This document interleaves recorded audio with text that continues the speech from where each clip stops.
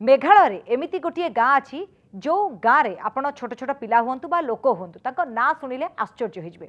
एठी सबू ना दिया जाइछि जेमति कि संडे प्लूटो इटली एभली ना समस्त को दिया जाइछि।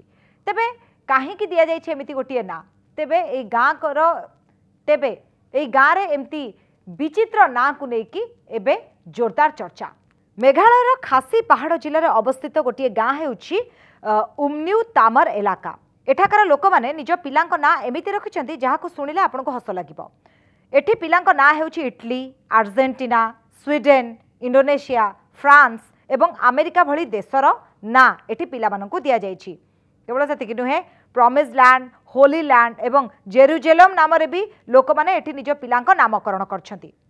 केवल जे देश नाम को अनुकरण करिकि नुहे स्थानीय लोक माने निज पिलांक ना मध्य एमिति दैछन्ति संडे मंडे ट्यूसडे एई भली सेमती जुपिटर प्लूटो मार्स भली ग्रहर ना भी पिला मानकर दिया जाइछि।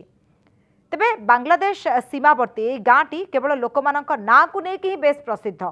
एठी बसवास करथुवा अनेक लोक अछंती जो माने बिल्कुल भी इंग्राजी जानंतिनी। सेमाने बाहर आसुथुवा पर्यटकों कथा सुनिबा परे निज पिलांक ना को एमिति इंग्राजी शब्द देइछन्ति बा निज पिलांक ना एमिति इंग्राजी शब्द रे रखिछन्ति।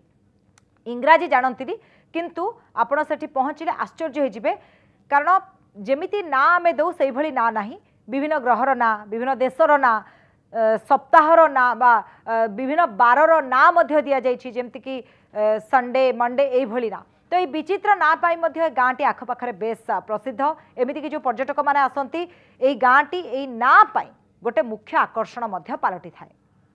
अधिक खबर पाई देखुतांतु कनक न्यूज.com।